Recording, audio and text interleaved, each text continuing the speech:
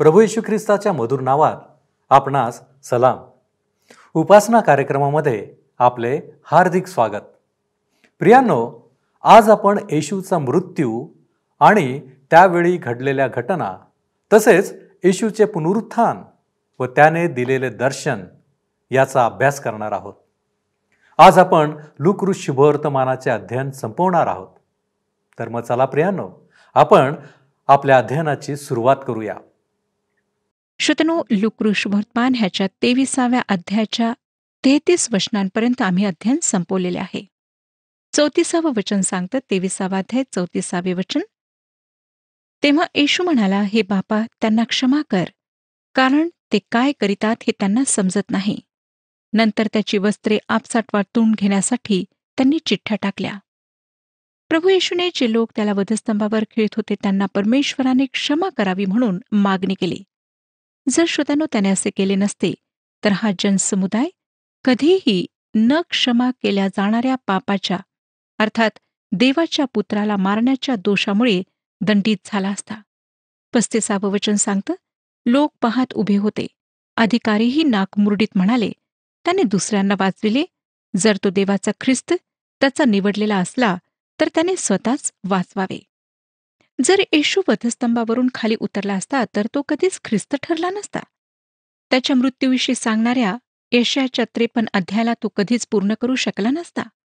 यशायाचे पुस्तक 53 अध्याय 8वं वचन सांगतं की त्याचवर जुलूम करून व खटला चालवून त्याला घेऊन गेले, जिवंताच्या भूमीतून त्याला काढून टाकले आणि माझ्या लोकांच्या पातकामुळे त्याला ताडण करण्यात आले, असा त्या पिढीच्या लोकांपैकी कोणीतरी विचार केला काय? येशू ख्रिस्त त्या वधस्तंभावर खिळल्यामुळे आम्हाला पापाच्या त्या भयंकर रोगापासून आरोग्य प्राप्त झाले. श्रोत्यांनो, पाप मानवजातीला लागलेला एक फार भयंकर असा रोग आहे. 36 ते 38 वचने सांगतात, शिपायांनीही जवळ येऊन व आम त्याच्यापुढे धरून त्याची अशी थट्टा केली की तू यहुद्यांचा राजा असलास तर स्वतःला वाचीव. हा यहुद्यांचा राजा आहे असा एक लेखही त्याच्यावरती होता. जेव्हा ख्रिस्ताला वधस्तंभावर खिळण्यात आले तेव्हा त्यांनी त्याच्या वधस्तंभावर ग्रीक, लॅटिन आणि इब्री भाषेत यहुद्यांचा राजा असे लिहून टांगले. श्रोत्यांनो, ग्रीक ज्ञानवंत लोकांची अर्थात शिक्षण, साहित्य इत्यादीमध्ये वापरण्याची भाषा होती. लॅटिन नियम व अनुशासनाची व्यवस्थेची भाषा होती. सैनिक आणि सरकार राजकारभारामध्ये वापरण्यात येणारी ही भाषा होती. इब्री भाषा धर्मासंबंधीची भाषा होती. जेव्हा ख्रिस्त आपले राज्य पुन्हा स्थापित करण्याकरिता येईल तेव्हा तो ह्या संपूर्ण विश्वाचा राजकारणी, शैक्षणिक, आत्मिक सत्ताधारी असेल. जे काही त्यांनी लिहिले ते किती अचूक होते. संपूर्ण लेखाची माहिती करून घेण्याकरिता आम्हाला 4ही शुभवर्तमानांना एकत्र ठेवावे लागेल. 39 ते 41 वचने सांगतात, वधस्तंभावर खिळलेल्या त्या अपराध्यांपैकी एकाने त्याची निंदा करून म्हटले, तू ख्रिस्त आहेस ना? तर स्वतःला व आम्हाला वाचीव. परंतु दुसऱ्याने त्याचा निषेध करून म्हटले, तुलाही तीच शिक्षा झाली असता तू देवाला सुद्धा भीत नाहीस काय? आपली शिक्षा तर यथान्यायी आहे, कारण आपण आपल्या कृत्याचे योग्य फळ भोगीत आहोत, परंतु ह्याने काही अयोग्य केले नाही. मत्तै व मार्क दोघेही सांगतात की सुरुवातीला दोन्ही चोरांनी प्रभू येशूची थट्टा केली, परंतु वधस्तंभावरील त्या 6 तासात, विशेष करून शेवटल्या 3 तासात एका चोराने पाहिले की असाधारण असे काही घडत आहे. त्याने ओळखले की वधस्तंभावर मरणारा हा स्वतःसाठी नाही परंतु दुसऱ्यासाठी मरत आहे. जरी त्याला माहिती होते की बरब्बाने त्या वधस्तंभावर असायला हवे होते, परंतु त्याला हे सुद्धा समजले की हा त्या बरब्बासाठी, त्याच्या पापांसाठी सुद्धा मरत आहे. त्याला कळले की हा देव व वधस्तंभावरील मानवात काही व्यवहार आहे व त्या वधस्तंभावरील तो मानव परमेश्वर होता. त्यानंतर तो विश्वास ठेवून त्याच्याकडे आला. 42 आणि 43 वचने बघा काय सांगतात. मग तो म्हणाला, अहो येशू, आपण आपल्या राजाधिकाराने याल तेव्हा माझी आठवण करा. तो त्याला म्हणाला, मी तुला खचित सांगतो, तू आज माझ्याबरोबर सुखलोकात असशील.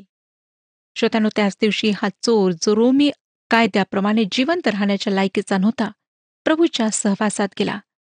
हा वाईट होता, चांगला नाही, परंतु देवाच्या पुत्रावरील विश्वासामुळे तो तारण पावलेला चोर झाला. आता ह्या 2 चोरांमध्ये काय फरक होता? वरवर पाहता काहीच नाही, दोघेही चोर होते. फरक फक्त इतकाच की एकाने प्रभू येशूवर विश्वास ठेवला, दुसऱ्याने नाही. येशूवरील त्याच्या विश्वासामुळे तू आज माझ्यासोबत सुखलोकात असशील, हे आश्वासन त्या चोराला मिळाले. 44 आणि 45 वचने बघा. आता सुमारे 2 प्रहर झाले आणि सूर्यप्रकाश नाहीसा होऊन 3ऱ्या प्रहरापर्यंत सर्व देशभर अंधार पडला आणि पवित्र स्थानातील पडदा मधोमध फाटला. जेव्हा ख्रिस्त त्या वधस्तंभावर मारला गेला, तेव्हा तो पडदा वरपासून खालपर्यंत फाटून दुभागला. त्यामुळे परमेश्वराकडे जाण्याचा मार्ग मानवाकरिता उघडण्यात आला. 46 वचन. तेव्हा येशू उच्च स्वराने ओरडून म्हणाला, हे बापा, मी आपला आत्मा तुझ्या हाती सोपवून देतो, असे बोलून त्याने प्राण सोडला. लक्षात घ्या की डॉक्टर लूक हे आपल्या दृष्टिकोनातून अर्थात वैद्यकीय दृष्टिकोनातून लिहित आहे. अनेक लोकांना त्याने मरताना पाहिले असावे. ते कसे मेले हे त्याला ठाऊक होते व आमचा प्रभू कशा प्रकारे मेला हे सुद्धा त्याला ठाऊक होते. आमच्या प्रभूचा मृत्यू वेगळा होता. मरताना शेवटचा श्वास घेताना अनेकांना फार संघर्ष करावा लागतो. वधस्तंभावरील ते 2 चोर अशाच प्रकारे मेले, परंतु येशू ख्रिस्त मात्र तशा प्रकारे मेला नाही. त्याने स्वतःहून आपला प्राण सोडला. त्याने काय म्हटले आपण लक्षात घेतले का? त्याने म्हटले, हे बापा, मी आपला आत्मा तुझ्या हाती सोपवून देतो. त्याने हे उच्च स्वराने म्हटले. ज्या व्यक्तीचा प्राण निघत असतो त्याच्या तोंडातून शब्द लवकर निघत नाहीत. तो त्या व्यक्तीप्रमाणे तोंडातल्या तोंडात बोलला नाही, परंतु तो जोराने बोलला. योहान म्हणतो की त्याचा शेवटला शब्द विजयाची आरोळी होती. टेटलेस्टाय अर्थात पूर्ण झाले आहे. 47 वचन बघा. तेव्हा जे झाले ते पाहून शताधिपतीने देवाचे गौरव करून म्हटले, खरोखर हा मनुष्य नीतिमान होता. माझा विश्वास आहे श्रोत्यानो की शताधिपतीने अवश्य तारण प्राप्त केले. येशूला वधस्तंभावर खेळण्याची जबाबदारी त्याच्यावर सोपवण्यात आली होती. वधस्तंभाच्या पायथ्याशी उभे असताना त्याने वर दृष्टी करून पाहिले, तेव्हा त्याला काही असाधारण असे घडताना आढळले आणि तो परमेश्वराचे गौरव करू शकला. त्याने पाहिले की ख्रिस्त नीतिमान होता. 48 वचन सांगतं की हे दृश्य पाहण्याकरिता जमलेले सर्व लोक समुदाय झालेल्या घटना पाहून ऊर बडवीत परत गेले. त्या ठिकाणी येशूच्या मृत्यूमुळे फार भयाचे वातावरण पसरले होते. कुठलाच शुभवर्तमानकार ख्रिस्ताच्या मृत्यूला विस्तृतपणे सांगत नाही. असं वाटतं श्रोतांनो, जणू परमेश्वराच्या आत्म्याने वधस्तंभावरील होणाऱ्या त्या घटनेवर पडदा टाकला होता, कारण ते सर्व अतिभयंकर होते. 49 वचन. तेव्हा त्याच्या ओळखीचे सर्वजण व ज्या स्त्रिया त्याच्या मागे गालिलाहून आल्या होत्या, त्याही पाहत दूर उभ्या राहिल्या होत्या. ह्या अध्यायाचा शेवटचा भाग येशू ख्रिस्ताची उत्तरक्रिया आणि पुनरुत्थानासंबंधी आहे. पॉल करिंथकरास पहिले पत्र 15 अध्याय 3 आणि 4 वचनांमध्ये लिहितो. करिंथकरास पहिले पत्र 15 अध्याय 3 आणि 4 वचने. कारण मला जे सांगण्यात आले ते मी तुम्हाला सांगून टाकले. त्यापैकी मुख्य हे की शास्त्राप्रमाणे ख्रिस्त तुमच्या आमच्या पापांबद्दल मरण पावला, तो पुरला गेला. शास्त्राप्रमाणे 3ऱ्या दिवशी त्याला पुन्हा उठविण्यात आले. ह्या शुभवर्तमानाच्या वास्तविकता आहेत. ह्या वास्तविकतांशी आमचा काय संबंध आहे? प्रभू येशू ख्रिस्त मेला, त्याला पुरण्यात आले, मृतातून तो पुन्हा उठला. ह्याचा आमच्यासाठी काय अर्थ आहे? तो आमच्यासाठी मेला, ह्यावर काय आम्ही विश्वास ठेवतो? काय तुमचा विश्वास आहे का श्रोत्यानो? जेव्हा त्याला पुरण्यात आले, तेव्हा साक्षात तुमची पापे त्याच्यासोबत पुरण्यात आली, जेणेकरून पापांचा प्रश्न नेहमीसाठी सोडवला जावा. काय आपला विश्वास आहे का की तो पुन्हा उठला व आम्ही सुद्धा त्याच्यासोबत उठवल्या जाणार आहोत?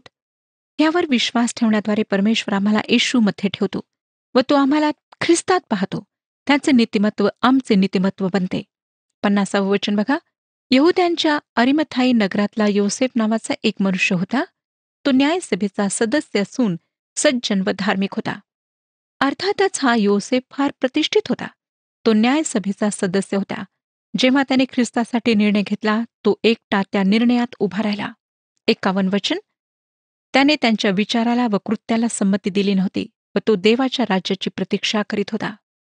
जरी तो न्यायसभेचा सदस्य होता, तरी त्यांनी घेतलेल्या निर्णयाशी तो सहमत नव्हता. हे आम्हाला दर्शविते की येशूला वधस्तंभावर खेळण्याचा त्यांचा निर्णय एकमताने घेण्यात आलेला नव्हता.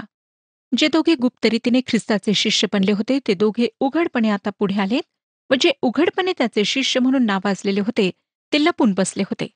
52 आणि 53 वचने सांगतात, त्याने पिलाताकडे जाऊन येशूचे शरीर मागितले. ते त्याने खाली काढून तागाच्या वस्त्राने गुंडाळले व खडकात खोदलेल्या कबरेत ठेवले. त्या कबरेत अद्याप कोणाला ठेवले नव्हते.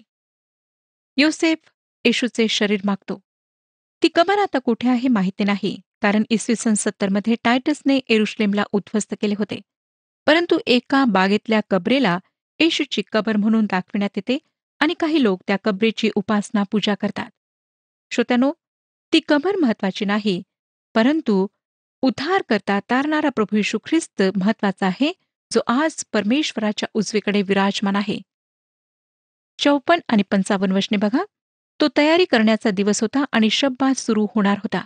गालिलाहून त्याच्याबरोबर आलेल्या स्त्रियांनी त्याच्या मागून येऊन ती कबर पाहिली व त्याचे शरीर कसे ठेविले हेही पाहिले. पवित्र शास्त्र कुठल्याही दिवसांचा उल्लेख करीत नाही, परंतु सांगते की येशू ख्रिस्त तुमच्या आणि माझ्या पापांसाठी मरण पावला. 56 वचन. मग त्यांनी परत जाऊन सुगंधी द्रव्ये व सुवासिक तेले तयार केली. शब्बात दिवशी आज्ञेप्रमाणे त्या स्वस्थ राहिल्या. आता आपण श्रोत्यानो 24व्या अध्यायाकडे वळूया. 24व्या अध्यायामध्ये प्रभू येशूचे पुनरुत्थान आपण पाहणार आहोत. तो दगड प्रभू येशूने बाहेर यावे म्हणून लोटला गेला नाही, तर त्यांनी कबरेच्या आत जावे म्हणून लोटण्यात आला. 24व्या अध्यायाची पहिली 8 वचने मी आपणाकरिता वाचत आहे. मग आठवड्याच्या पहिल्या दिवशी मोठ्या पहाटेस आपण तयार केलेली सुगंधी द्रव्ये घेऊन त्या कबरेजवळ आल्या. तो कबरेवरून धोंड लोटलेली आहे असे त्यांना आढळले. त्या आत गेल्यावर त्यांना प्रभू येशूचे शरीर सापडले नाही. मग असे झाले की त्याविषयी त्यांना भ्रांत पडली. तो पहा, लखलखीत वस्त्रे परिधान केलेले 2 पुरुष त्यांच्याजवळ उभे राहिले. तेव्हा भयभीत होऊन त्यांनी आपली तोंडे जमिनीकडे केली असता ते त्यांना म्हणाले, तुम्ही जिवंताचा शोध मेलेल्यांमध्ये का करीता? तो येथे नाही तर उठला आहे. तो गालिलात होता, तेव्हाच त्याने तुम्हाला काय सांगितले ह्याची आठवण करा. ते असे की मनुष्याच्या पुत्राला पापी जनांच्या हाती धरून देण्यात यावे, त्याला वधस्तंभावर खिळण्यात यावे व 3ऱ्या दिवशी त्याने पुन्हा उठावे, ह्याचे अगत्य आहे. तेव्हा त्यांना त्याच्या बोलण्याची आठवण झाली. श्रोत्यानो, ते जिवंताला शोधत नव्हते, तर मेलेल्याला शोधत होते. त्यांना मुळीच विश्वास नव्हता की येशू जिवंत होईल. येशूने सांगितलेले त्यांनी ऐकले, परंतु त्यावर त्यांनी विश्वास ठेवला नाही.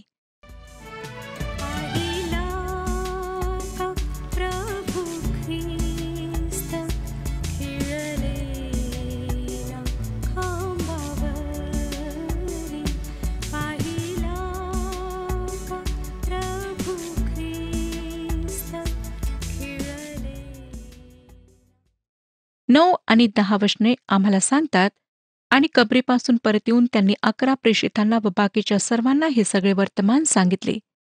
त्या मगदालिया मरिया, योहन्ना व याकोबाची आई मरिया ह्या होत्या. त्यांच्याबरोबर ज्या दुसऱ्या होत्या त्यांनी हे वर्तमान प्रेषितांना सांगितले. आता आम्हाला शिष्यांची प्रतिक्रिया पाहायला मिळते. 11वं वचन बघा. परंतु हे वर्तमान त्यांना वायफळ बडबड वाटले व ते त्यांनी खरे मानले नाही. पुनरुत्थानावर अविश्वास प्रगट करणारे सर्वात पहिले लोक येशूचे शिष्य होते आणि त्यांनाच येशूने त्याच्या मृत्यूविषयी आणि पुनरुत्थानाविषयी पुन्हा आणि पुन्हा सांगितले होते. 12वं वचन. तेव्हा पेत्र उठून कबरेकडे धावत गेला व ओणवे होऊन त्याने आत पाहिले, तो त्याला केवळ तागाची वस्त्रे दिसली. तेव्हा झालेल्या गोष्टीविषयी आश्चर्य करीत तो घरी गेला. योहानाने त्वरित येशूच्या पुनरुत्थानावर विश्वास ठेवला, परंतु शिमोन पेत्राला त्यासाठी काही वेळ लागला. इमायुसच्या रस्त्यावरच आमची पुनरुत्थित ख्रिस्ताची आता भेट होते. 13वं वचन बघा. त्याच दिवशी त्यांच्यातील 2 जण येरुशलेमेपासून सुमारे 4 कोसावरील अमाऊस नावाच्या गावाला चालले होते. अमाऊस येरुशलेमपासून 7 मैल अंतरावर होते. 14 ते 16 वचने सांगतात, ते घडलेल्या सर्व गोष्टींविषयी एकमेकांशी संभाषण करीत होते आणि असे झाले की ते संभाषण व चर्चा करीत असताना येशू स्वतः जवळ येऊन त्यांच्याबरोबर चालू लागला. परंतु त्यांनी त्याला ओळखू नये म्हणून त्यांचे डोळे जणू काय बंद करण्यात आले होते. लक्षात घ्या की ते त्याच्याविषयी बोलत होते, परंतु त्याला शोधत नव्हते. 17वं वचन. त्याने त्यांना म्हटले, तुम्ही चालताना ज्या गोष्टी एकमेकांबरोबर बोलत आहात त्या कोणत्या? तेव्हा ते म्लान मुख होऊन उभे राहिले. येशूने त्यांच्या समोर एक प्रश्न उपस्थित केला. 18वं वचन सांगतं, मग त्यांच्यातील क्लैपा नावाच्या इस्माने त्याला उत्तर दिले, अलीकडे येरुशलेमेत घडलेल्या गोष्टी ठाऊक नसलेले तुम्ही एकटेच प्रवासी आहात काय? तो त्यांना म्हणाला, कसल्या गोष्टी? त्यांनी त्याला म्हटले, नासरेतकर येशूविषयीच्या तो देवाच्या व सर्व लोकांच्या दृष्टीत कृतीने व उक्तीने पराक्रमी संदेष्टा होता. त्यांनी काय म्हटले हे आपण लक्षात घेतले का श्रोत्यानो? त्यांनी म्हटले तो संदेष्टा होता. त्यांना वाटले की तो मेला. तो मृत्यूतून जिवंत झाला ह्यावर त्यांचा विश्वास बसला नाही. 20 वचन बघा. त्याला मुख्य याजकांनी व आमच्या अधिकाऱ्यांनी देहांत शिक्षेसाठी पकडून वधस्तंभावर केले. आता त्यांनी ख्रिस्ताच्या मृत्यूची साक्ष दिली. 21 वचन. परंतु इस्रायलाची मुक्ती करणारा तो हाच अशी आमची आशा होती. शिवाय ह्या सर्व गोष्टी झालेला आज 3रा दिवस आहे. हे पुरुष म्हणत होते की त्यांची आशा होती की येशू ख्रिस्त संदेष्ट आहे आणि त्यांची अपेक्षा होती की तो इस्रायलची सुटका करेल. परंतु आता उशीर झाला होता. तो वधस्तंभावर खेळला गेला होता, मेला होता. ह्या संदेष्टाने जे म्हटले होते त्यावर त्यांचा अधिक विश्वास नव्हता. ह्याविषयी आपण निश्चिंत असा. 22 आणि 23 वचने पुढे सांगतात, आणखी आमच्यातील ज्या कित्येक स्त्रिया कबरेकडे मोठ्या पहाटेस गेल्या होत्या त्यांनी तर आम्हाला थक्कच केली. त्यांना त्याचे शरीर सापडले नाही.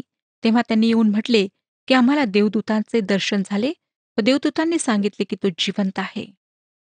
स्त्रियांनी आणलेल्या वार्तेवर ह्या पुरुषांनी विश्वास ठेवला नाही.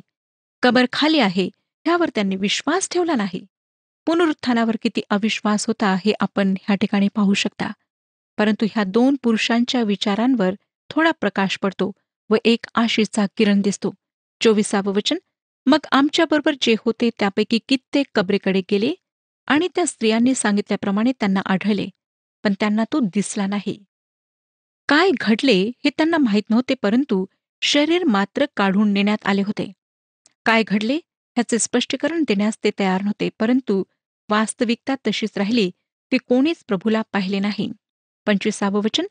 मग तो त्यांना म्हणाला, अहो निर्बुद्धी व संदेष्टांनी सांगितलेल्या सर्व गोष्टींविषयी विश्वास धरण्यास मतिमंद अशा माणसांनो, हा फार महत्वाचा भाग आहे श्रोत्यानो.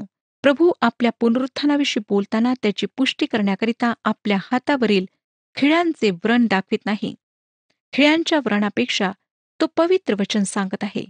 त्याने त्यांना म्हटले, संदेष्टांनी जे सांगितले त्यावर आपण विश्वास ठेवायला हवा होता. पवित्र वचनाविषयी प्रभूचा जो व्यवहार आहे तो आम्ही लक्षात घ्यायला हवा. ज्या दिवसात आम्ही आज राहत आहोत हे दिवस संशयाचे दिवस आहेत. असे काही लोक आहेत जे म्हणत आहेत की तुम्ही बुद्धिमान राहून पवित्र शास्त्रावर विश्वास ठेवू शकत नाही. अनेक लोकांना वाटतं की त्यांनी जर पवित्र शास्त्रावर त्यातील वचनांवर विश्वास ठेवला तर त्यांना बुद्धिमान समजण्यात येणार नाही. म्हणून ते आम्ही पवित्र शास्त्रावर विश्वास ठेवतो असे म्हणण्याकरिता हिमतीने पुढे येत नाहीत. ख्रिस्त म्हणतो की पवित्र शास्त्रावर विश्वास न ठेवणे मानवाची मूर्खता आहे. त्याने पवित्र शास्त्रातील सर्व गोष्टींना पूर्णपणे स्वीकारार्ह मानले. त्यात जर आणि परंतु ह्यांना मुळीच वाव नाही. आता लक्षात घ्या की प्रभू देवाच्या वचनांवर भर देत आहे. 26 आणि 27 वचने. ख्रिस्ताने ही दुःखे सोसावी आणि आपल्या गौरवात जावे ह्याचे अगत्य नव्हते काय? मग त्याने मोशे व संदेष्टे ह्यांच्यापासून आरंभ करून संपूर्ण शास्त्रातील आपणाविषयीच्या गोष्टीचा अर्थ त्यांना सांगितला. देवाचे वचन समजण्याकरिता 2 गोष्टी आवश्यक आहेत असे ख्रिस्त सांगत आहे. त्या साध्या पण महत्वाच्या आहेत. पहिली गोष्ट 25व्या वचनात सांगितल्याप्रमाणे आमचा पवित्र शास्त्रावर त्यातील वचनांवर विश्वास असायला हवा. प्रभूने 25व्या वचनात म्हटले होते, अहो निर्बुद्धी व संदेष्टांनी सांगितल्या सर्व गोष्टीविषयी विश्वास धरण्यास मतिमंद अशा माणसानो. पास्कल ह्यांनी म्हटले, मानवी ज्ञानावर विश्वास ठेवण्यास ते समजणे आवश्यक आहे, परंतु ईश्वरीय ज्ञानाला समजण्यासाठी त्यावर विश्वास ठेवणे आवश्यक आहे. मला वाटतं कुठल्याही धर्मावर विश्वास न ठेवणाऱ्या व्यक्तीसाठी आणि टीकाकारांसाठी पवित्र शास्त्र एक बंद पुस्तक आहे. तो काही वास्तविकता शिकू शकतो, परंतु संदेश मात्र शिकू शकत नाही. परंतु दुसरीकडे काही लोक जे मनात अगदी साधे लोक आहेत, जे देवावर नम्रपणे विश्वास ठेवून त्याच्याकडे वळलेत, ते देवाच्या पवित्र आत्म्याच्याद्वारे खरे ज्ञान प्राप्त करू शकलेत. त्यांची समजशक्ती परमेश्वराच्या पवित्र आत्म्याच्याद्वारे परमेश्वराने उघडली. श्रोत्यानो, देवाचे अनेक महान लोक आणीबाणीच्या प्रसंगी जीवनातील अंधकारपूर्ण परिस्थितीत देवाच्या वचनाकडे वळलेत. देवाच्या वचनांना तुच्छ लेखणे काही सराहनीय गोष्ट नाही. प्रभूने म्हटले, जर तुम्ही देवाच्या वचनावर विश्वास ठेवित नाही तर तुम्ही मूर्ख आहात. नंतर प्रभू म्हणतो की पवित्र शास्त्र फक्त अलौकिकपणे समजून घ्यायला हवे. त्यातील सत्य समजण्याकरिता मानवी बुद्धी पर्याप्त नाही. करिंथकरास पहिले पत्र 2 अध्याय 14व्या वचनामध्ये पॉल घोषित करतो. करिंथकरास पहिले पत्र 2 अध्याय 14वे वचन. स्वाभाविक वृत्तीचा माणूस देवाच्या आत्म्याच्या गोष्टी स्वीकारित नाही, कारण त्या त्याला मूर्खपणाच्या वाटतात आणि त्याला त्या समजू शकणार नाहीत, कारण त्यांची पारख आत्म्याच्याद्वारे होते. अशा गोष्टी आहेत ज्या मानवाच्या समजशक्तीपलीकडे आहेत व फक्त देवाचा पवित्र आत्माच त्या आमच्यासाठी वास्तविक बनू शकतो. आमची देवाजवळ प्रार्थना असायला हवी की प्रभू देवा, तुझ्या वचनातील अद्भुत गोष्टी समजण्यासाठी तू आमचे आत्मिक नेत्र उघड. आम्ही नम्रपणे देवाच्या वचनाकडे वळायला हवे. पवित्र शास्त्र आम्ही वाचतो म्हणून ते आम्हाला ठाऊक आहे असे मुळीच नाही. देवाच्या पवित्र आत्म्याने ते आमच्यासाठी वास्तविक बनवायला हवे. आता आपण 28 ते 31 वचने वाचूया. मग ज्या गावाला ते जात होते त्याच्याजवळ आले तेव्हा त्याने पुढे जाण्याचा रोग दाखविला, परंतु ते त्याला आग्रह करून म्हणाले, आमच्याबरोबर राहा, कारण संध्याकाळ होत चालली असून दिवस उतरला आहे. तेव्हा तो त्यांच्याबरोबर राहावयास आत गेला. मग असे झाले की तो त्यांच्याबरोबर जेवावयास बसला असताना त्याने भाकरी घेऊन आशीर्वाद दिला व ती मोडून त्यांना दिली. तेव्हा त्यांचे डोळे उघडले व त्यांनी त्याला ओळखले. तोच तो त्यांच्यापासून अंतर्धान पावला. जे ख्रिस्ताचे स्वतःचे लोक आहे श्रोत्यानो, त्यांच्याशी पुनरुत्थित गौरवी ख्रिस्त सहभागिता करू इच्छितो. जे त्याच्यावर विश्वास ठेवतात त्यांच्याशी तो सहभागिता करू इच्छितो. त्याने मोशे व संदेष्टांद्वारे सुरुवात केली. मोशे व संदेष्टे त्याच्याविषयी बोलले. त्याच्या मृत्यू व पुनरुत्थाने त्यांच्या भविष्यवाणीची पूर्ती केली. त्यांची इच्छा होती की त्याने त्यांच्यासोबत राहावे. ख्रिस्ताविषयी सांगण्यासाठी मंडळात भोजन इत्यादी करणे योग्य आहे, पण अनेकदा आमचे अनेक कार्यक्रम ख्रिस्ताला बाहेर ठेवून केल्या जातात. खरी सहभागिता आणि आशीर्वाद असण्यासाठी तो आमच्यामध्ये आमच्यासोबत असायला हवा. आता 32, 33 आणि 34 वचने बघा काय सांगतात. तेव्हा ते एकमेकास म्हणाले, तो वाटेने आपल्याबरोबर बोलत होता व शास्त्राचा उलगडा करीत होता, तेव्हा आपल्या अंतकरणाला आतल्या आत उकळी येत नव्हती काय? मग त्याच घटकेस ते उठून यरुशलेमेस माघारे गेले. तेव्हा 11 प्रेषित व त्यांच्याबरोबरचे लोक एकत्र जमलेले त्यांना आढळले. ते म्हणत होते की प्रभू खरोखर उठला आहे व शिमोनाच्या दृष्टीस पडला आहे. प्रभू येशू ख्रिस्ताने खासगीरित्या शिमोन पेत्राला दर्शन दिले, कारण त्याला अशा काही गोष्टी सरळ करायच्या होत्या ज्या खासगीरित्या सरळ करणे त्याला आवश्यक होते. स्मरणात ठेवा की पेत्राने त्याला नाकारले होते.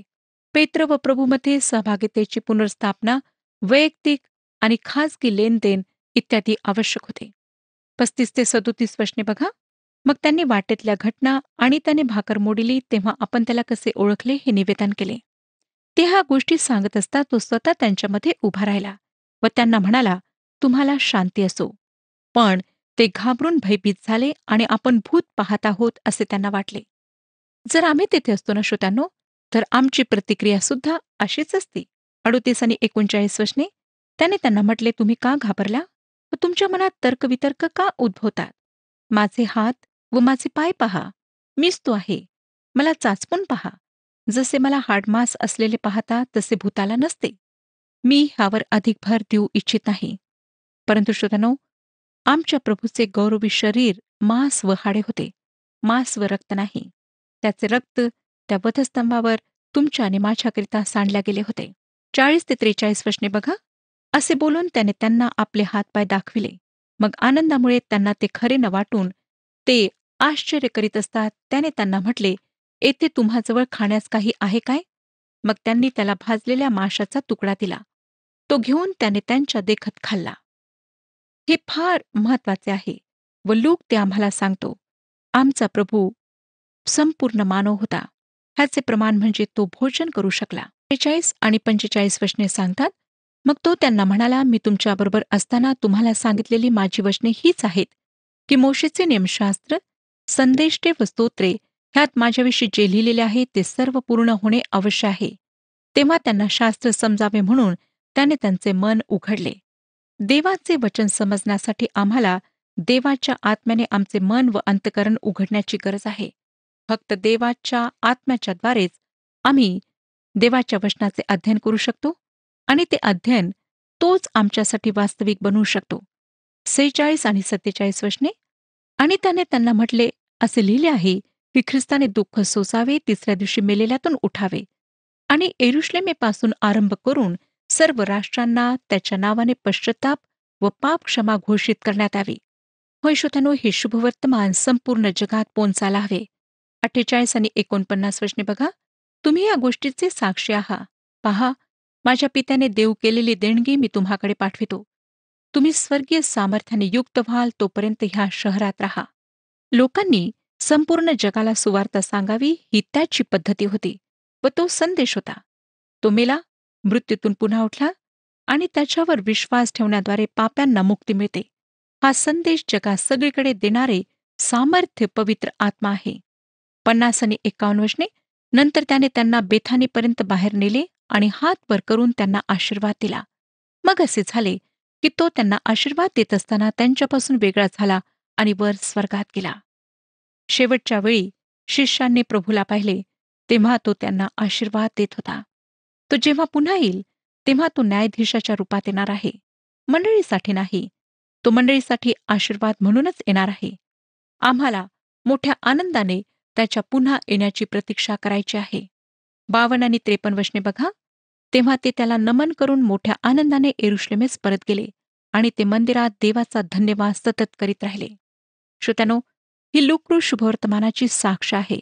मला खात्री आहे की हे अध्ययन आपणासाठी आशीर्वादित ठरलेले आहे. मला स्वतःला ह्याद्वारे आशीर्वाद मिळाला आहे. माझा विश्वास प्रभू येशू ख्रिस्तावर अधिक दृढ झाला आहे. कारण पुन्हा आणि पुन्हा अध्ययन केल्याने खरोखर अनेक सत्ये पवित्र आत्म्याच्याद्वारे आमच्यावर प्रकट केल्या जातात. श्रोत्यानो, मी अद्यापही प्रभू येशू ख्रिस्ताला अधिक चांगल्या प्रकारे जाणून घेऊ इच्छिते आणि मला वाटतं आपली सुद्धा तीच इच्छा आहे. परमेश्वर आपणास सर्वांस आशीर्वाद देव. हा कार्यक्रम आपणास आवडला काय? आता आम्हाला एक मिस कॉल करा आणि आपण पुढील विजेता होऊ शकता.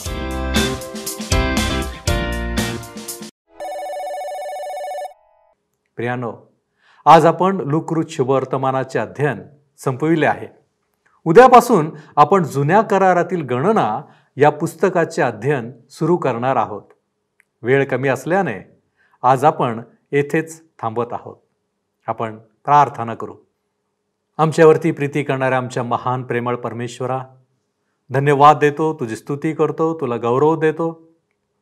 प्रभू परमेश्वरा, आज तू आमच्यासमोर तो प्रसंग उभा केलेला आहेस, ज्याच्याद्वारे आम्ही पुन्हा स्मरण करतो की तुझा एकुलता एक पुत्र प्रभू येशू ख्रिस्त तो आमच्यासाठी दिलास, ज्याने आमच्या पापांची क्षमा व्हावी यासाठी त्या वधस्तंभाचा मार्ग पत्करला, आपलं बलिदान दिलं. होय प्रभूजी, या सर्व गोष्टी आम्ही आमच्या अंतःकरणामध्ये ठेवण्याचा प्रयत्न करतो आणि आम्ही कदापि स्वतःचं पाप विसरू नये, तर त्याची जाणीव ठेवून आम्ही ख्रिस्ताला धन्यवाद द्यावेत यासाठी तू आम्हाला सहाय्य कर. तू आमच्याबरोबर आहेस याबद्दल आम्ही तुझे आभारी आहोत. येशू ख्रिस्त आमचा प्रभू याच्याद्वारे मागतो म्हणून तू ऐक. आमेन. आपला प्रभू व तारणारा येशू ख्रिस्त याच्या कृपेत व ज्ञानात वाढत जा. प्रभू तुम्हासह असो.